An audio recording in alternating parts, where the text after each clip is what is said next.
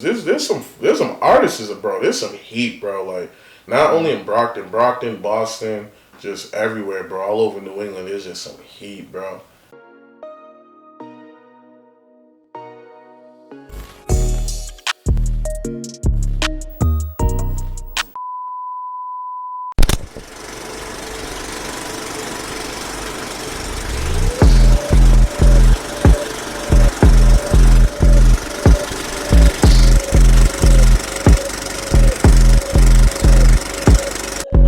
Say I'ma be like my brothers. Say that's fine, me, I seen them all niggas count hundreds. You don't want shit back, pussy nigga, why you running? You remind me of that Ferrari record, girl, you frontin'. You can get the shooting, but my niggas gon' get the bustin'. Yo, what's going on, man? It's your boy PJ. Back at it again with my man Jiles. How you doing, brother? What's up, bro? Chillin'? Yes, sir. Yes, sir. So, before we hop into it, I wanted to, so someone that I know had recently passed away yesterday. Her name was Emily. So I want to send my condolences to her family and the Stone community. It was devastating for me to hear the news. I heard it late, unfortunately.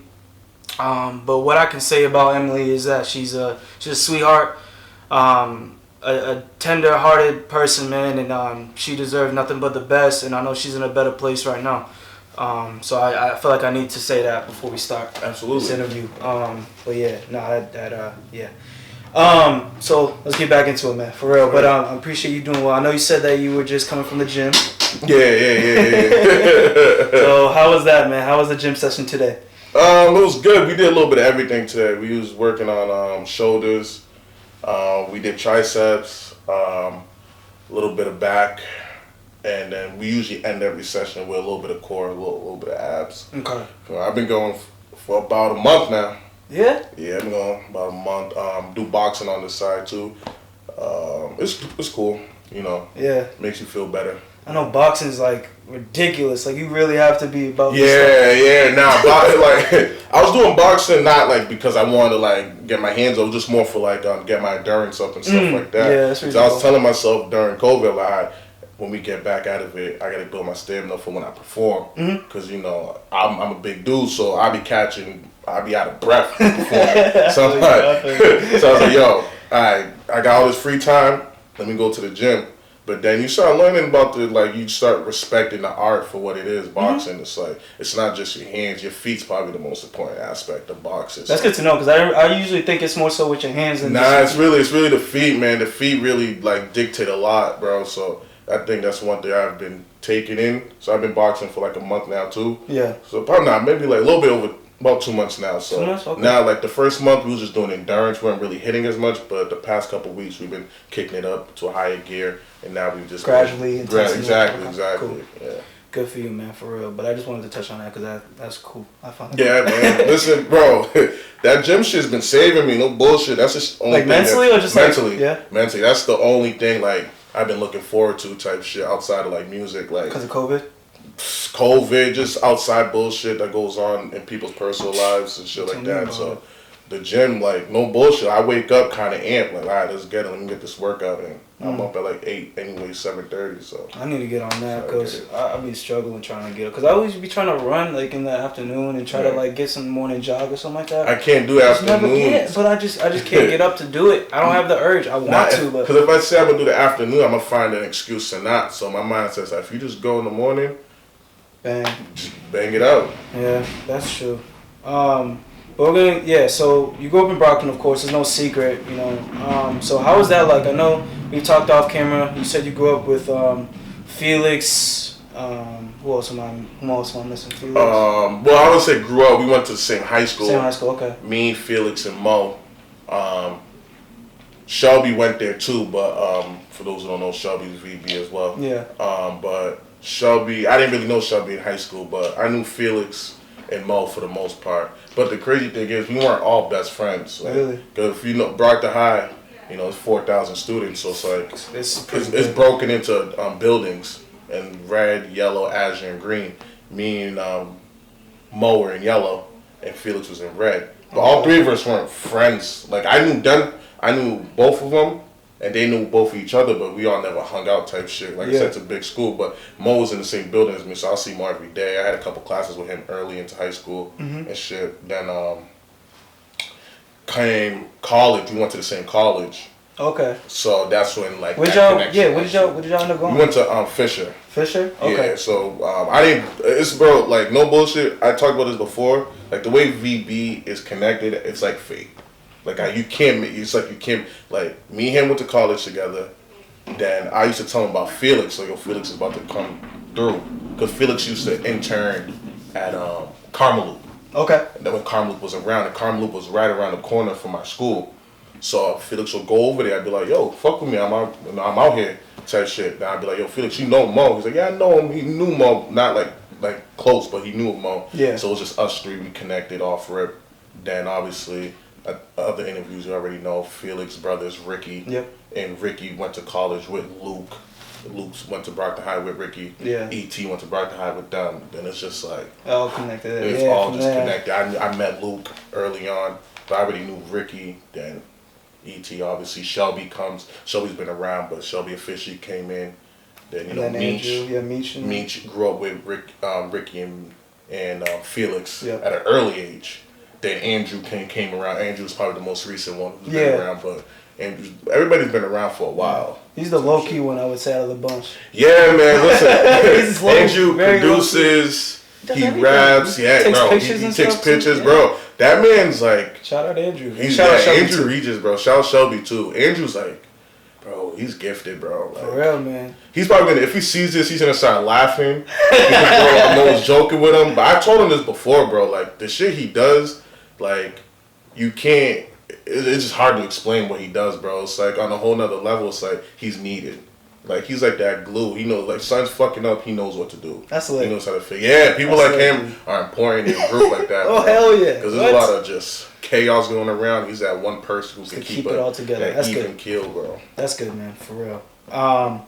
So, obviously, you said before, you didn't really grow up with them because due to you being in high school and it being a big high school. Right. Yep. So, individually, how was your childhood? Just growing up, family, friends? Shit. Let's start. Grew up in the projects, East Side projects. I wasn't born there, but my aunt used to live there, and I'll go there every day since like elementary school, like every day. Like I probably never left the East Side for like 3 years. Like that's how much I love that. I love that place. Yeah. But typical story. Your mom, dad divorced.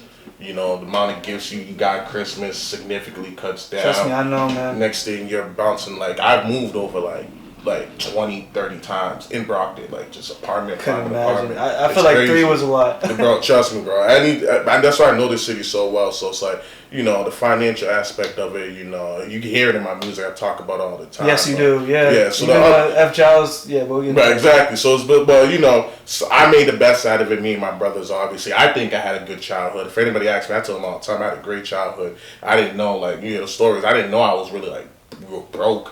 Yeah. I had a great time. I go to the projects. This kid's just like us, No father. Well, I have a father, obviously, but we didn't. He's not around. He was around, but he wasn't like in the household type shit. He lived, whatever. He lived in Brockton, but it was one of those things where I'd rather be at my mom's crib. Shit. So it's like, but mom's a safe haven. Exactly. No Shout bullshit. out mama. That's a bro. Like when they divorced, I was happy as fuck. No bullshit. It's like I was sick of the argument type shit. Yeah. So it's just like when that happens, like whatever. If that means I can't financially impact us or whatever, at least I'm good. I mean, the best of it. I salute you for that. For real. Like honestly, like even for me, I couldn't ever feel like, okay, you know what? This is the best thing for me. I could never feel that way. I could never come like, my parents being divorced. I always like sit down and kind of like not even pout, but just like dwell in the fact that they're not together. But I don't look at the bigger picture. And it's crazy. No bullshit. I always felt like at an early age, I just like even like compared to my family, I just always felt like I always looked at things differently. For me, it was like, all right, selfishly, I was like, okay, I'm fine. My brothers were fine too. I was like, I'm fine. But then I see my mom like, okay, she's going out more. She never went out. She started going out more. She's hanging out with her family more, her friends. So, like I said, financially impacted everybody, but socially, maybe mentally, everybody was striving. That's the most important thing. Exactly. I see, like, when I saw my mom started going out, like, clubs and stuff like that, I'm like, oh, she's, you know, she's doing her thing. My dad doing his own thing. So I never took it, like, bad. I know some people, families, divorces can fuck up people, but I could say, like, it didn't fuck anybody in my family up. Good, we man. just kept it moving. That's Type shit. But, like I said, project shit. Like I said, yeah, my music, all the dumb shit that comes with it, all the bad shit that comes with it, all the good that comes with it. Tough. It was tough. Yeah. No bullshit. It's tough. It shapes you. No bullshit. For real, and I'm break sure you. It can make you. Exactly. And I'm sure that's what you learned from that. You know, from Yeah. those experiences. And I was gonna ask you that I mean, you basically answered the question, but you know, how like, I mean, even for me, I'm looking for you for advice. How do you overcome these hardships, these adversities that you just go through? And I know you've been through a lot. I know a lot of people along the way. Even when you released Trust with Right. Niche, you know, you mentioned one of your good friends of yours. Correct me if I'm wrong, who passed away. Yeah. Yep. Yeah. Yep. So I mean, bro, like, how do you overcome these hardships that you go through?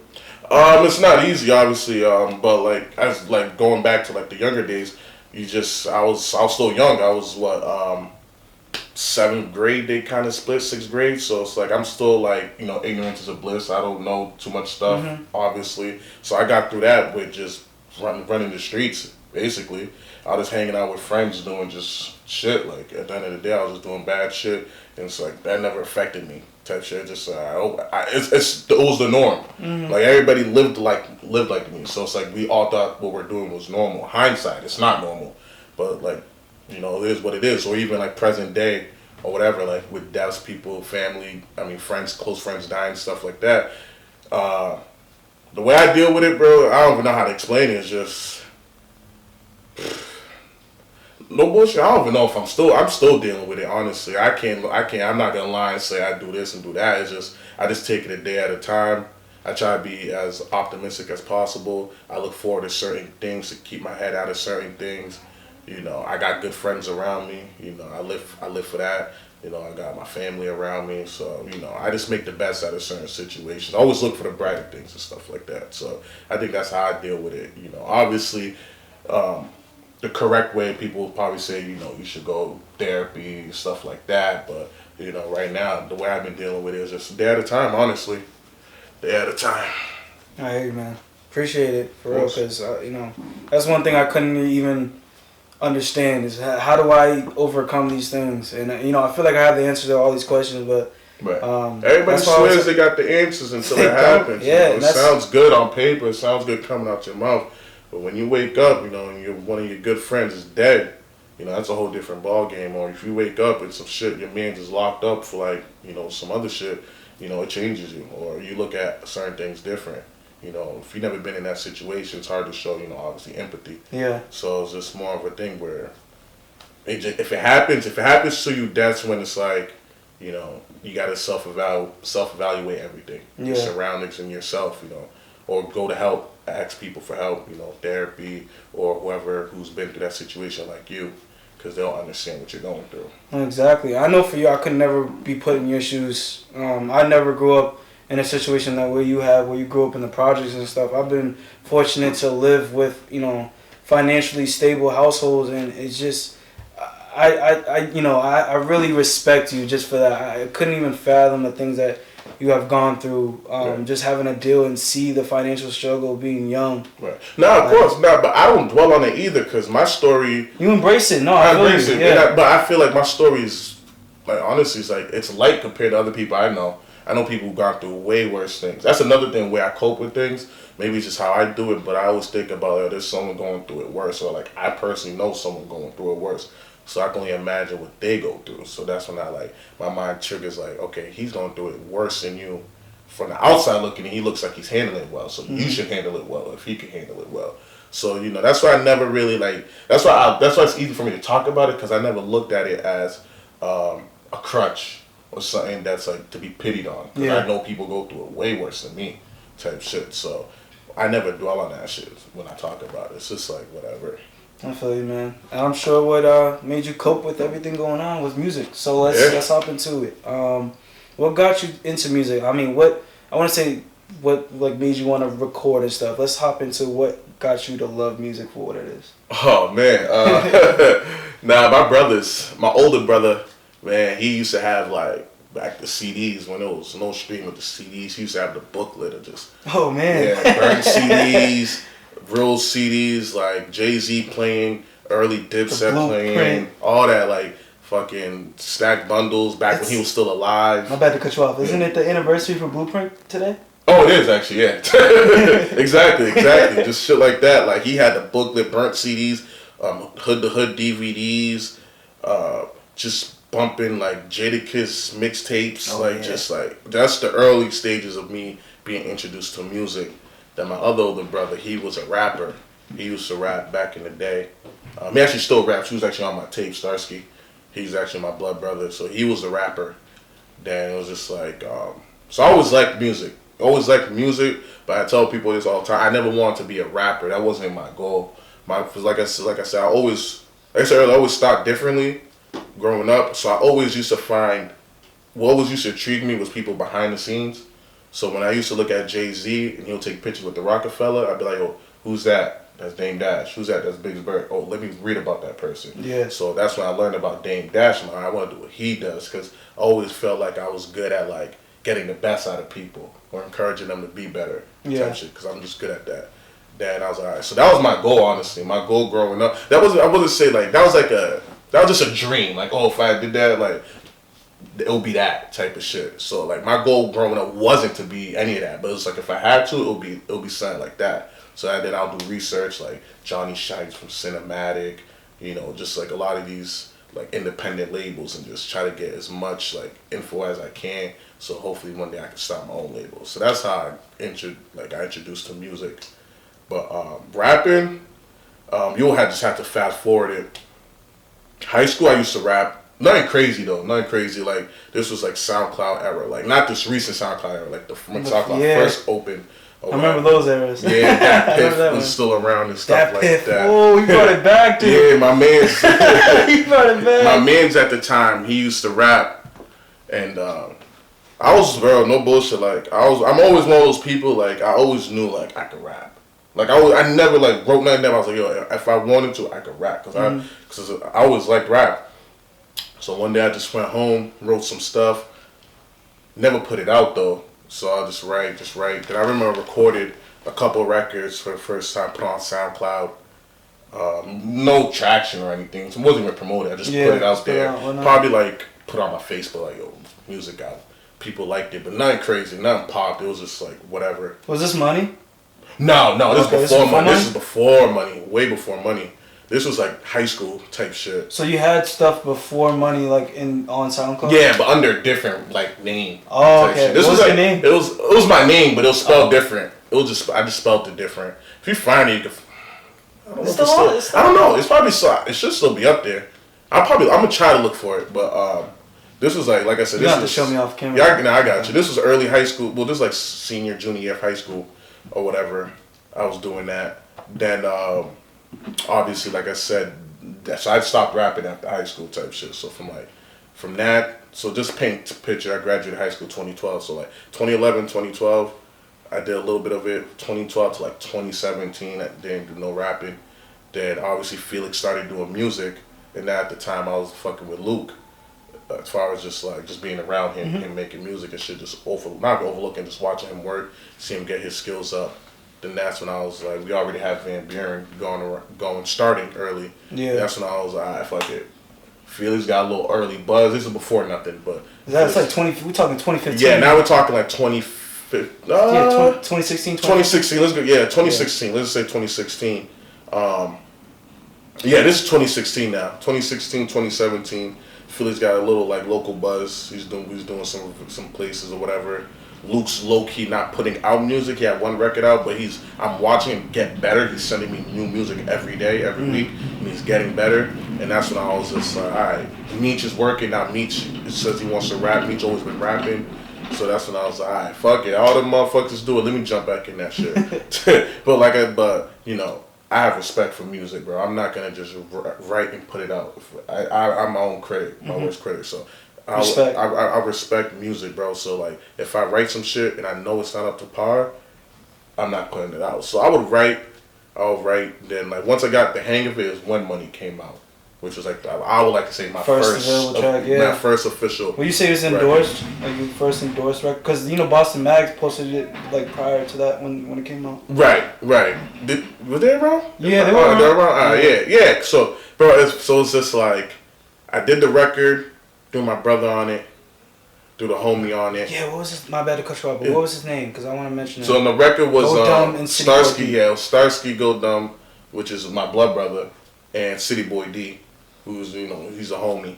So it's just like they both heard. All I had was my verse and the hook, and they didn't even know I made music. So they're like, "Yo, this is fucking hard. I'm jumping on this shit." Like I didn't even ask them. They just wanted to jump on it. That's lit. So thank you. So I did that, and I felt good about it. So I dropped that, but I wasn't even taking rap serious even then. Like I did that. The next record I dropped was like a year later. I did a song called Later. But in between Money and Later, Felix was growing, Luke was growing, so I wasn't even focused. Like I said, even then I didn't think about myself as a music person. So then I was like, no, let me just do another record. Drop Later. It didn't get the buzz as Money did, so I think that kind of humbled me. It was like, all right, you gotta take it seriously. Not every song is gonna not every song's gonna be as good, and you can't wait 12 months, 13 months to drop another song, bro. Like, we're in an era where, like, you gotta be consistent. You're not as good as you think you are, where people are just, your fans are just gonna wait 13 months when you only got one song to offer. So that's when I was like, all right, fuck it. Drop Later. I didn't get the buzz that I was expecting. So then I locked in the studio, focused on my craft again. And that's when I was working on, that's when Luke, we did. Yeah, Two sides. Yeah. How was that process of making 2 sides? Even like putting out, I would say your first ever project, would you say? 2 sides? Yeah. Yeah. That was dope. I mean, I look at it, Luke will probably say both of our tape, but I look at it more as a Luke tape because honestly, like, I just started taking music seriously. Like, even at that time, it was like Luke, the way it started was like, I had a record that didn't make the album. Sent it to Luke, he jumped on it, it was like, cool, whatever. Then Luke sent me a record, but in between that time, Luke knew I could rap. Everybody knew I could rap. I was in VB Raw, knew I could rap. Yeah. So Luke will send me a record. I think the first record he sent was we already had Sometimes, believe it or not. Okay. Sometimes was the first record. I did. If you notice, Sometimes was the only verse on the tape where I rapped first because I sent that to Luke. Yeah. So we had that's the first record we did together, and we just put that on the tape. But so we had that somewhere in the cut. Then he sent, I want to say Collard Greens. He sent Collard Greens, jumped on that, blacked out on it. He's like, yo, this is hard. Then he sent maybe if I was to guess, he probably sent Beat Your Ass. So now we got 3 records. Damn. Then I was like, damn, this is something. Then he goes to Atlanta. He goes to Atlanta for the Dreamville sessions. Yeah, wait, I mean, because there's rumors saying that you guys got invited, but humbly you guys declined the offer. No. If everybody got invited, everybody would have went. No bullshit. Everybody would have went. Because that was the thing. There was a lot of rumors saying that all you guys got invited, but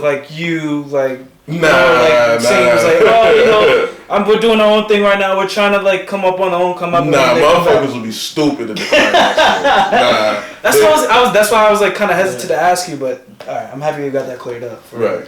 And y'all should have been. Yeah. Dreamville, what are y'all doing, man? Right. So Ricky, Luke, and Andrew got invited. They went down there. At that time, I'm working on the early. I didn't even know I was working on Fuck Jiles yet, but I actually was. I was just making music. Okay. I didn't know I was making it, but I was making it. Then Luke comes back yo, big bro, we should knock out this tape. Yeah. It's EP. And I was like, bet, let's get it. And then that's when I think that's when I started. I was like, all right, this shit is real. Now we really got to get to work it. Because he just came from Dreamville. Yeah. Motherfuckers putting a battery in his back out there. Him and Ricky, yeah. Exactly. So it's yo, if Luke's going to do music with me, I got to be up to par. You feel me? So I got to keep up type shit. So I'm like, all right. So now I was forced to just take that shit real serious. Andrew was there too, right? So yeah, Andrew was there. Yep. Those them 3.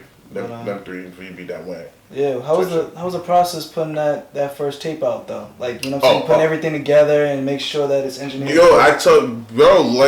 Luke, man, like I said, I kind of call that shit a Luke tape because Luke handled all that, bro. No bullshit. It was just one of those things. Record, put a verse on it, bad. That's all I had to do. I just put my verses. I was there. So you didn't have to do much. I ain't do he took full creative control of that cover art. what he wanted, this and that. Like Luke's mind works at like 1,000 miles an hour. Like Luke's like your standard like artist. Like he takes his shit like real serious. Like he does not play about that shit. So he knows what he wants already ahead of time. So I just showed up type shit. So he's like, yo, cover art, bet that. Yo, you like the sequencer? I'm gonna send you the tape. Sends me the tape. I'm like, I fuck with it. But after that, like I said, he handled it. He executive produces. He's just good at executive producing type shit. So I usually call that shit. It's Luke's tape. It's our tape, but it's Luke. Both Luke spearheaded everything, bro. I just follow. He has credit involved, like majority of credit, but like that's your tape too. Oh yeah, of course. No, of course. But I mean, you know, sometimes on DSPs, my name's not on it. So some people be like, yo, is that Luke's tape? I'd be like, sorry, tape, but you know, at the same time, Luke did, you know, handle a lot of the majority of the stuff. But it didn't. My name was on it just for like some other shit. Some shit was acting up or whatever. That's the only reason. But yeah, that's how Two Sides came about. So I just got to shout Luke on that. Yeah, nah, for real. It much appreciated, much deserved. Because for our audience, it's much appreciated when we listen to it, and you know what I'm saying, it comes out fire. So, do you remember like all the people prior to Van Buren, and they're still around? That who work? That's not in like Kendo, Lolo.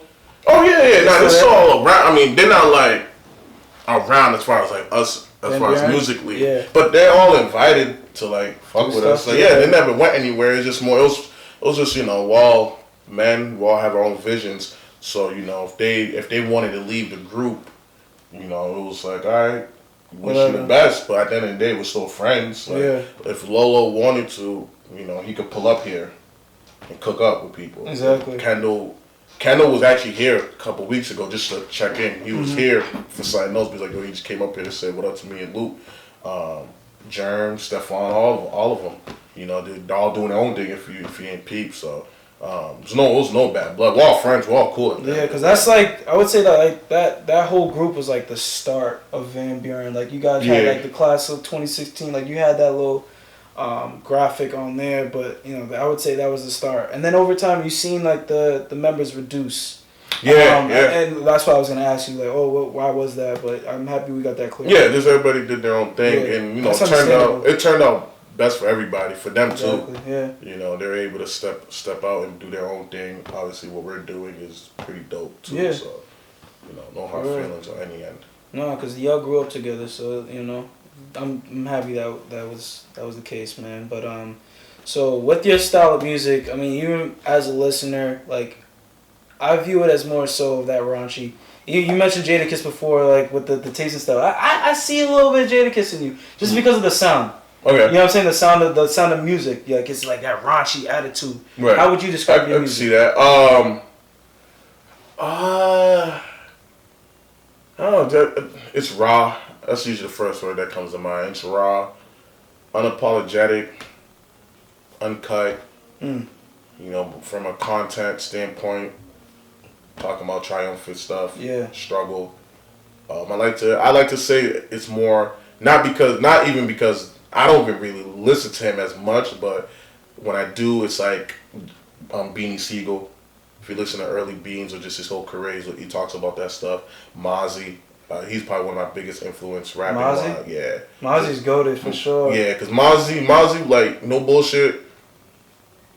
Before I even listened to Mozzie, I was just rapping. I'm just rapping. I'm not saying anything. Like, if you listen to lyrics, like, there's no content behind it. You're just rapping, like, whatever. But Mozzie was like the first artist who made me realize people want to hear your struggle. Because Mozzie's music is struggle all the way through. Yeah, facts. So that's when I was like, okay, I can talk about that shit too. So he's my biggest influence when it comes to that type of content. You can cuss, bro. No worries. I bet that. Yeah. But yeah, he's my biggest influence when it comes to that. Like just him, Beanie Siegel, Prodigy's another artist I like to take from. Prodigy. Yeah, I don't. Damn. I totally. Yeah, that's crazy. I totally. Only because like I'm not gonna say I know a lot of Prodigy music, but like I said, once I read things or hear things, I take bits and pieces.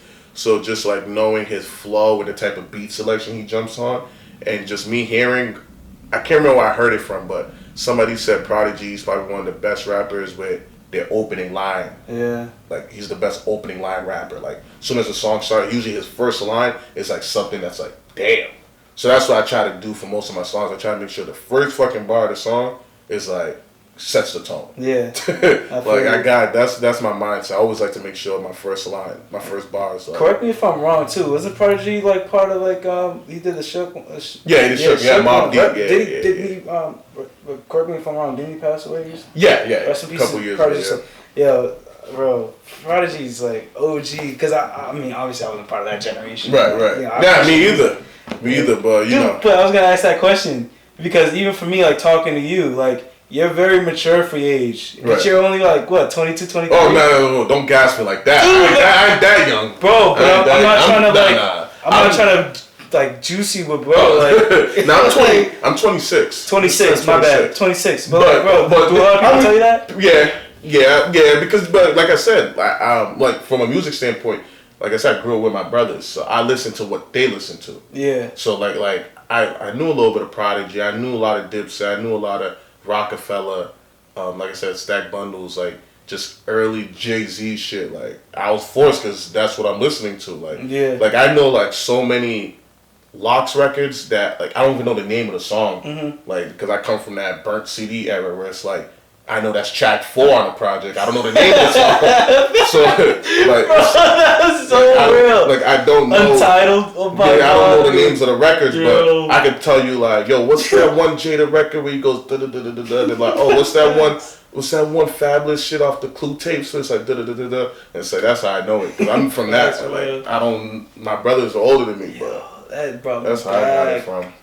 That brought me back, bro. I like to but not different things, but all of us in VB we're real like we do our research on music. Like nobody's ignorant to music, bro. Like everybody goes back to something. You gotta be literate. You gotta be literate in like stuff that you listen to. Bro, you know what I'm saying? We're all watching documentaries. We're all watching interviews. We're all reading articles. The love y'all got for it. That's the thing. You got so much. Bro, everybody got a love for music. You see it. Like it's not even awesome. Like I can't. No one in the group just does it to do it. It's just like just passion, bro. Everybody's passionate in music, bro. That's one thing about us. Everybody's passionate. And do our homework, do our research. Like we're not stupid. Yeah, man. That just goes to show how literate you guys are with music, man. That you and just you saying that. Right. I have so I already have love already, but I have so much respect and love for you guys, man. I'm surprised people haven't even heard. That's just on another topic. Whatever though. So we're gonna hop into Jiles. Fuck Jiles. Yep. Came out 2019. Yep. I love that project. Thank you. I love that project. Very organized, very well balanced from intro to outro. I even love the outro, dog. Yeah. So, how would you describe the process of Two Sides compared to Fuck Jiles? Like I said earlier, Two Sides was just more me following Luke's lead, whereas Fuck Jiles was just all me. Like literally just from the name, the cover art, sequencing, how I wanted to take the sound. Definitely I give Luke credit on like certain stuff too behind the scenes on that project as far as like helping me with the sequencing, what he thinks, and Ricky too. Yeah, Ricky played a big role in that project, but for the most part I handled mostly everything on that project. That's my first project too, so that was definitely exciting. Just knowing that once you finish a project, it's just like self-rewarding, knowing that like you did like you made that body of work. Like that's archived forever. Like that's you right there. 20, 30 years from now, it's right there. Cover art was fire, and I heard it was from Fun Fun Soup. I think that's Fufu and Soup. Fufu and Soup, yeah, my bad. Yeah, Fufu and Soup. Shout out, because he's very creative too. Yeah, it's a homie. With the since you brought it up, just the cover art. So after I made the tape, the music, it gave me a black and white vibe, and I met we just call him Pops too. So I met Pops at Meech's Lemon Water video shoot. Okay. And that was off his 9-4 project. Yeah. So that's when I met him, and he did it in black and white, and he's like really good at the black and white thing. So I just called him, told him the vision. He came by. Then we shot it. I used to live at this apartment, but next door there was like this gated thing. So that's where we shot it. And I'm like we're all creative. So I remember like we shot right there. I was like, yo, went upstairs and like the vacant room I had that my mom had. Grabbed the mattress. No one's using it.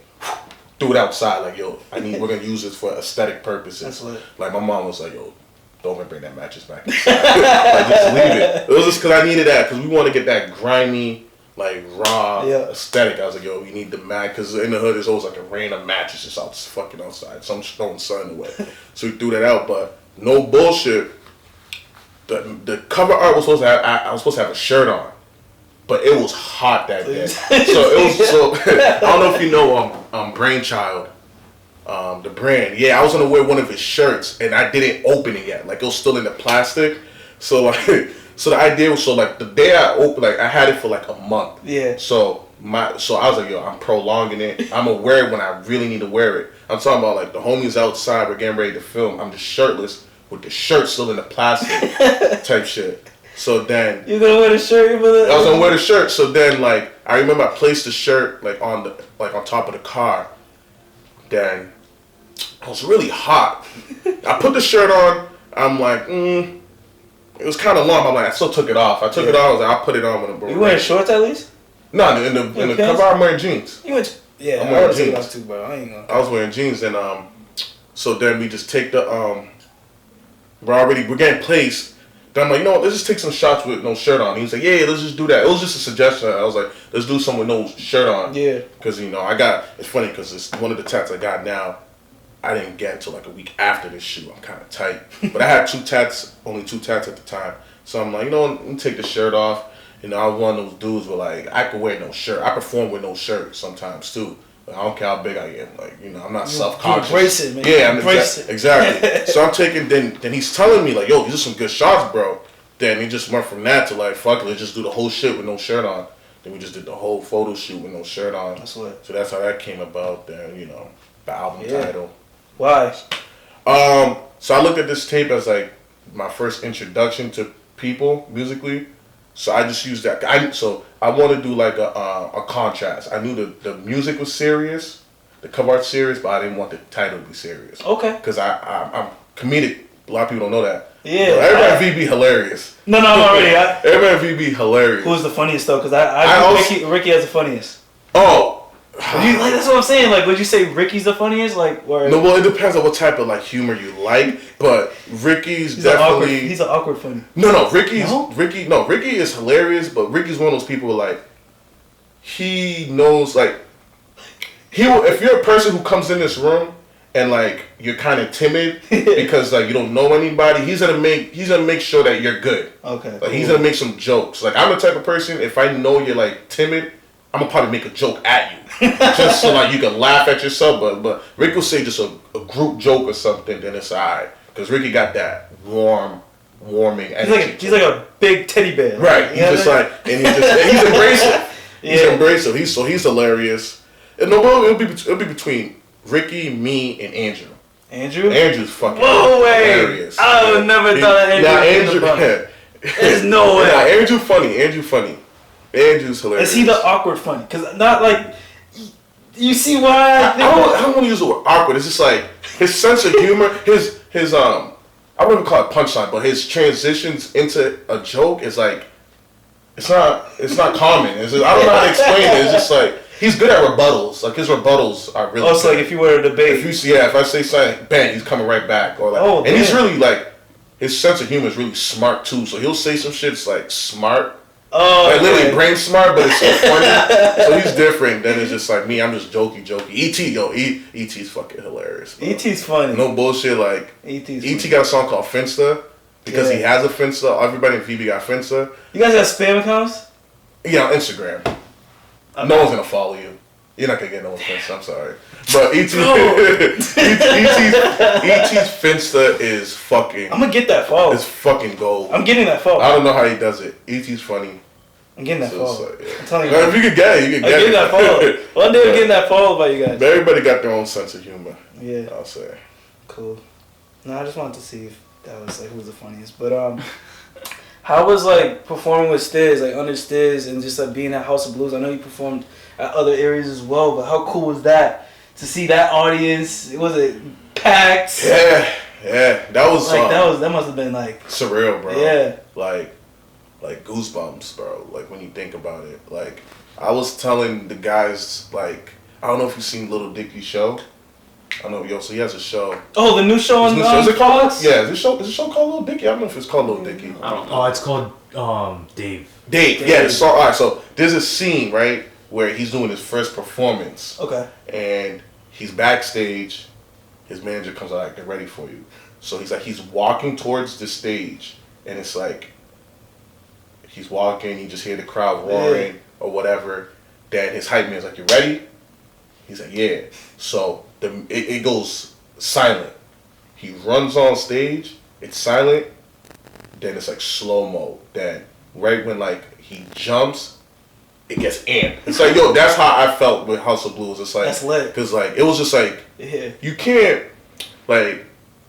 It's great. It was amazing. But I will say one of the things about performing those big stages, well, for me anyways, you can't soak in the moment because there's so much going on. Like you really can't appreciate it in time. I think with anything like anything big as like something that big, like something like that. Like I can't speak for everybody in the group, but like I personally would rather do like a smaller stage venue. I mean, obviously that kind of those big stages kind of quote unquote solidifies you as an artist. Obviously, don't get me wrong. House of Blues was amazing, but that's not my type of performance. But we all did a great job. Humble ass dude. I'm not saying that because it's like because everybody knows that's a lot of people strive for that. But it's just like when I do a show like So Far's where it's like 40 people sitting down watching you, I get more nervous than that. House of Blues, I was nervous, but not as nervous. Because it's like, there's so many people that you're not really focusing on that because there's too many people. Whereas you do a small 40 cap venue at So Far, and it's like, now you're looking at everybody just watching you. You would think the opposite, though. You would think that, but I get more nervous in smaller crowds because it's more intimate, that's the word. Okay. So Far is more intimate. Like, you're sucking everything in. They're feeling you. Whereas House of Blues is whatever. I don't know the cap for that one, but it's ridiculous, man. It's ridiculous, but it's like there's so much going on that you can't even you don't even have time to focus on that. You know what? It's understandable though. It's very understandable. Right. So that's but nonetheless, shout out to Stiz for letting he could have had any of his Boston homies open up, but the fact that he's like, yo, he wanted us to do it. That was just a blessing. I think that was probably the biggest look we had this year.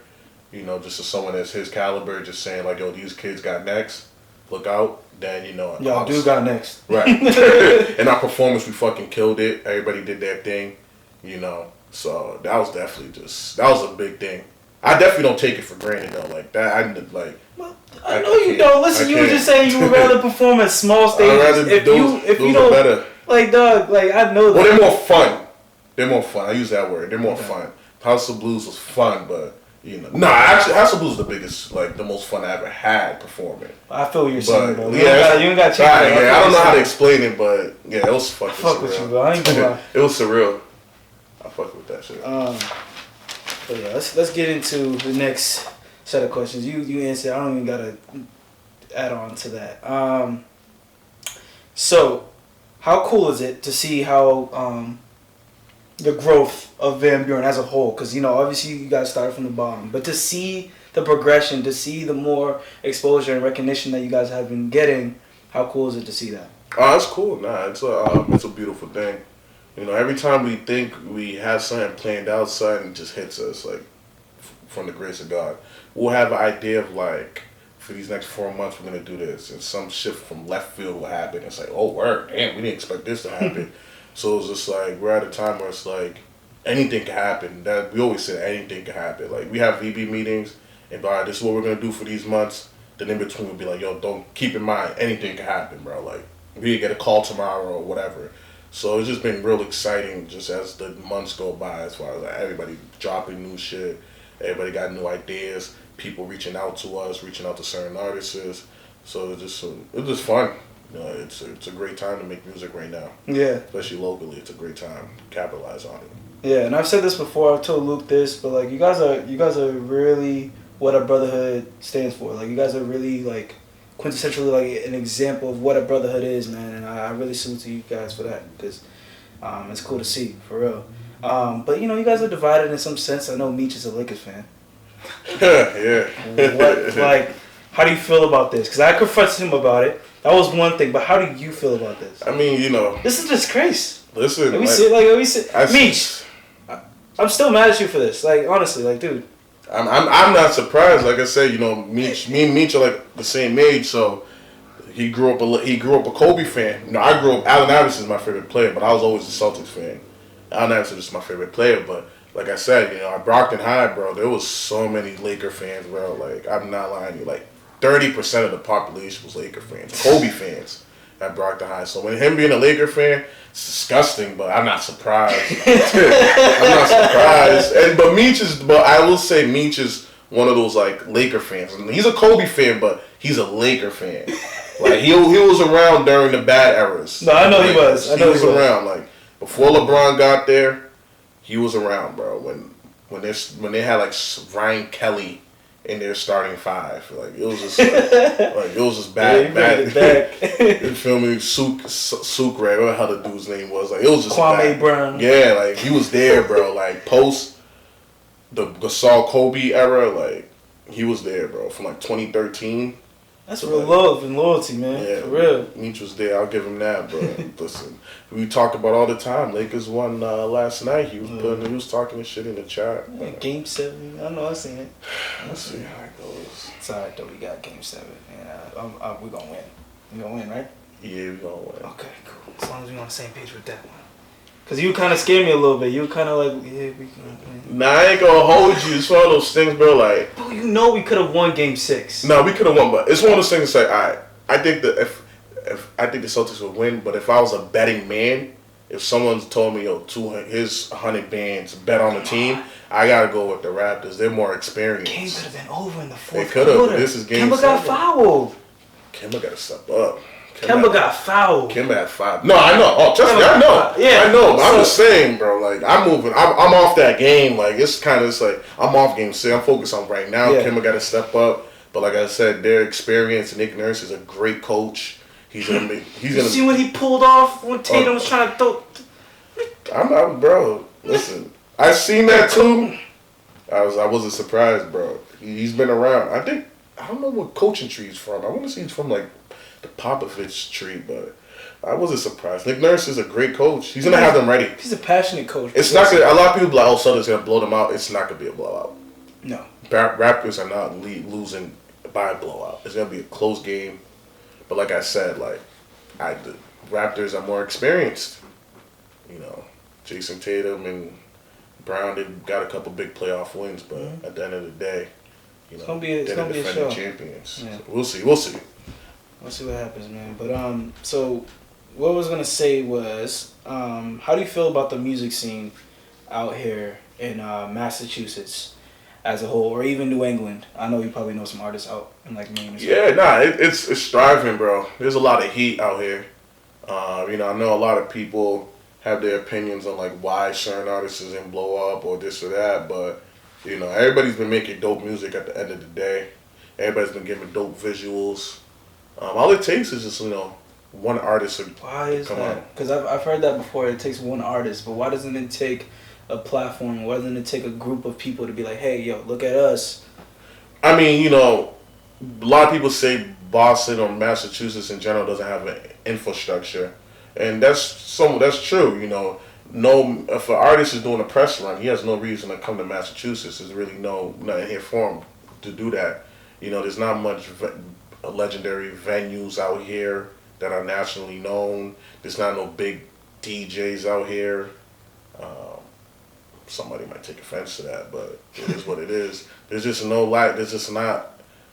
It's crazy because behind the scenes, there's a lot of people from New England who are A&Rs, writers, fucking producers, just everything. But for some reason of their own, I don't know, they're not helping. They're not pulling people up. Look. Right, exactly. So, I don't know. That's why I tell people, I try to stay out of that politic game. As when people ask me that, I was like, I don't know. I just focus on what we're doing, VB's doing. But, God willing, when we make it, I'm definitely going to bring some motherfuckers up. I'm going to try to shine some light on some people. I ain't gonna just make it and just be like, all right, y'all gotta figure out their own. As far as the infrastructure thing goes, I mean, I kind of somewhat agree with that, but just gotta make music. That's our mindset. We just gotta make music. Yeah. At the end of the day, it's all for you guys. But like over time, once people get recognized to people's works, and like you said, you already know. I didn't even have to ask you like, oh, what would it take? Like, you know, putting people on. But you guys are already trying to plan for that. So that's what's up. Yeah, because there's some artists, bro. There's some heat, bro. Like not only in Brockton, Boston, just everywhere, bro. All over New England, there's just some heat, bro. It's just I don't know. If I had the answers, bro, I'll tell you. Yeah. I'll tell you. I don't know why anybody hasn't popped, but you know, I just continue to make dope music. No, I hear you, man.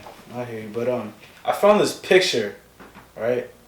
And it was of you. It's a picture of me. And a Dunkin' Donuts. Oh yeah. Yeah. So did you work there? Like, how did you end up getting that? Oh, so that's for the rollout to the EP I dropped. Oh, okay. It's not much, but it's mine. So, yeah, no, I'm aware of that EP, but like, oh, did you work there? I never worked at Dunkin' Donuts. Okay, that was my question. I had family who worked there, so I just asked them like, yo, let me use the robe and the hat, or the apron and the hat, and you know. I was curious. I was like, how did you end up getting that? How did you end up getting that? But you already mentioned it. So it's not much, but it's mine. Why the title? It's self-explanatory, right? But I told you like about my upcoming. Yeah. You know, it wasn't a lot. I mean, it's not much, but it's mine. You know, like I just felt like a lot of people could relate to that. You know, I said this before. Just like, not even from a financial standpoint, just more of a, you know, your car. Your car is, you know, you probably got a car with 190,000 miles on it. It's like a 06, 07 something. Right. You can't really go on the highway with it, but you work locally. Go to point A, you go to point B. It's not much, but it's mine. Mm-hmm. You know, like I said before, you know, you probably moved out your mom's house. You got a roommate, you and 3 other people. You know, it's not much. How did you know my life stood now? It's not much, but it's yours. It's like I feel like a lot of people can relate to that in some, you know, shape or form, and it just resonated with me even more than ever because of the COVID. You know, people dying because of COVID, and just, you know, just being thankful that I'm healthy, my family healthy, my friends are healthy, and we're all still able to make music, all able to love one another. So it was only fitting I named the project that. Cool. Why did you feel a need to drop the EP? I think it was because of COVID. I just felt like nobody was dropping music that I liked. I just felt like a lot of these big, especially like on a national level, a lot of those artists were just hiding. They're just waiting till COVID to be over or whatever. And I just felt like, you know, this is the right time to just hold people over with music. Prior to that tape, I didn't drop since July. So it was literally a year in between those projects. So I just felt like I owe people a record. Because after I dropped my tape, I don't think I put out an official record.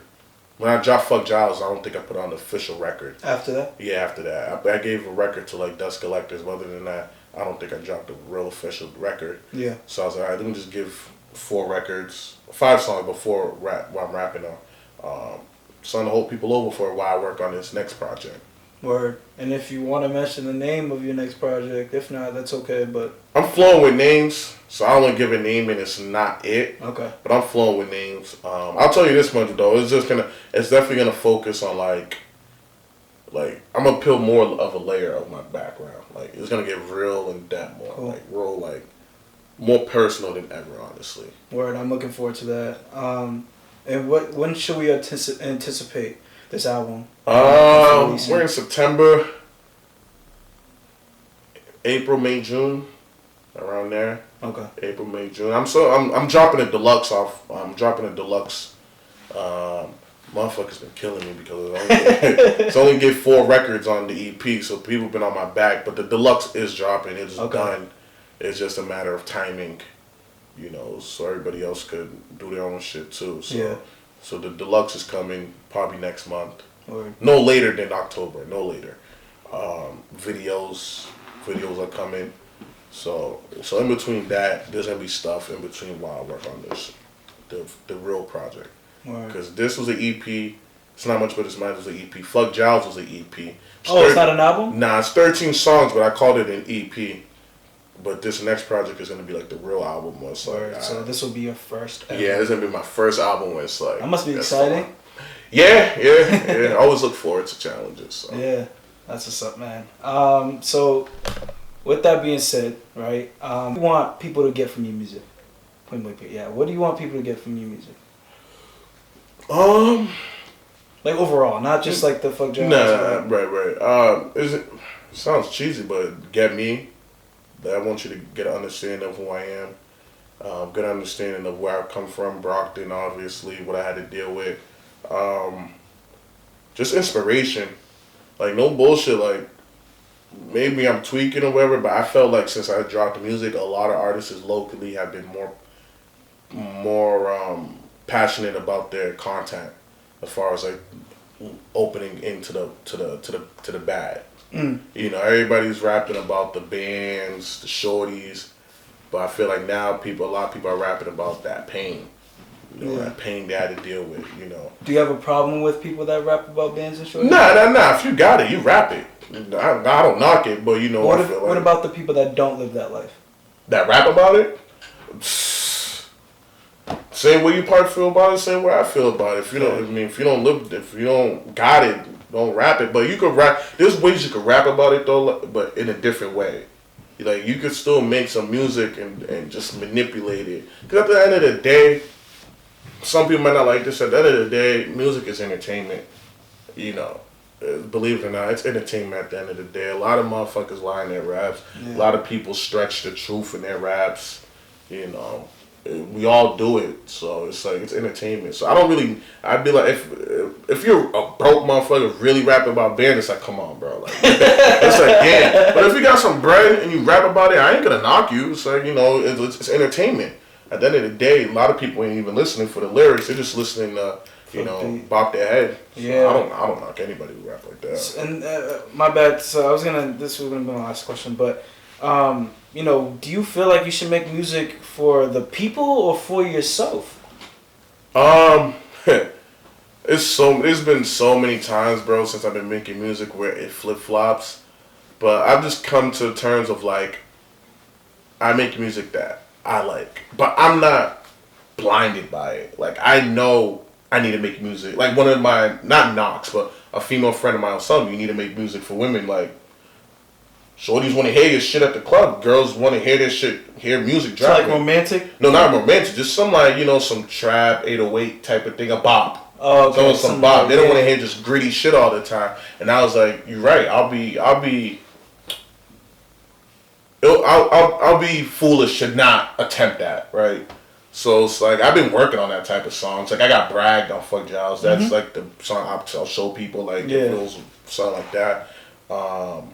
I got some other stuff that haven't dropped, but I think I got to work on that. So I usually make music what I like. And I like those type of records too. So I just got tapped in with that, obviously. I do want to make, I always challenge myself all the time too. So I want to make songs like that. Obviously there's the romantic records, obviously.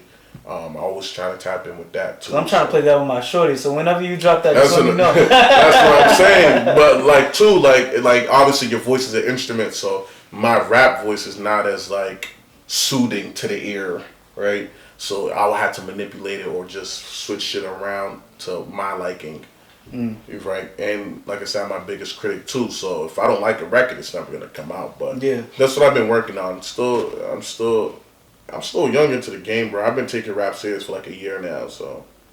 Right. So I still got a lot of work to do. So just to get that clarified too, no shorties. I do not have a girlfriend, by the way. I don't. But to wrap this all up, man. You know, what is the message that you want to convey to your artists? Like anything on artists. Sorry, excuse me. Your audience.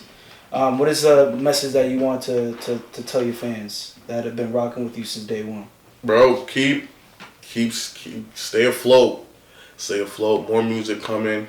You know, keep an open ear. Be open to different sounds, content, all that. You know, I'm growing just as much as you guys are growing. I'm taking it day by day.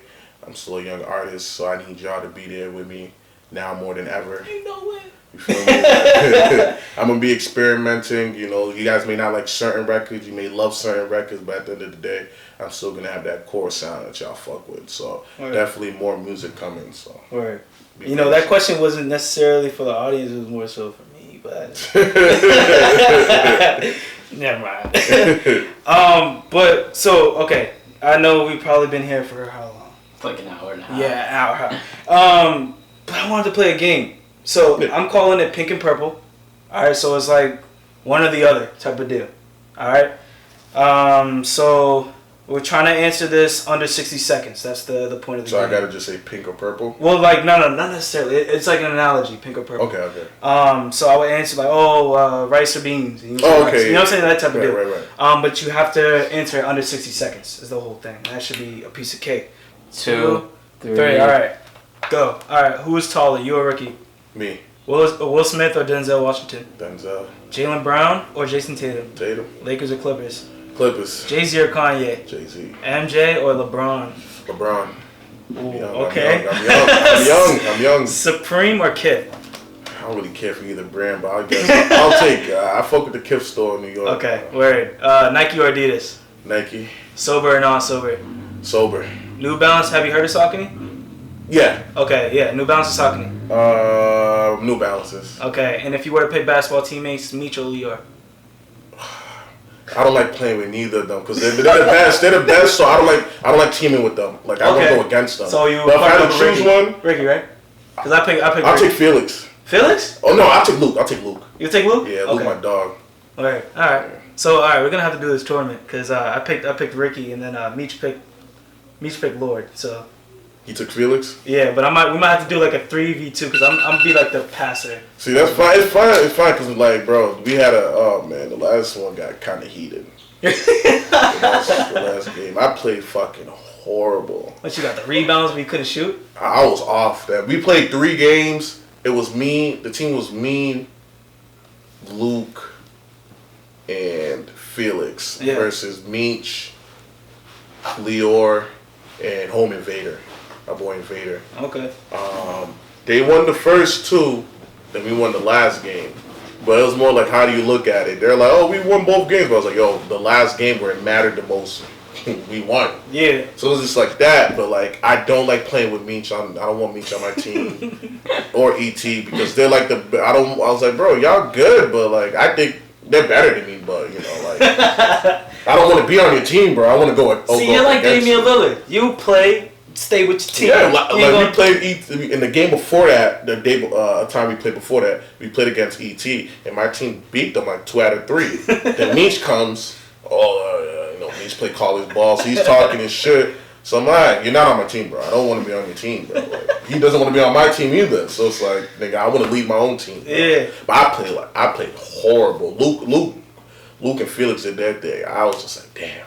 I can admit when I played bad type shit, but you know, it is what it is. We gotta play again. Does Lord play with his visor on? Felix, nah. We're gonna end it here, man. Much love. Appreciate all the love. Really, man. Make sure you like and subscribe. Turn on post notifications. Also, check out my man Jiles if you haven't already. All platforms. Spotify, Apple Music, SoundCloud, all that, man. But for real, and you know, once again, my condolences go out to Emily and her family. All love, and I'm hoping if you guys see this, DM me and let me know whatever I can do to help. With that being said, Weezy out of here.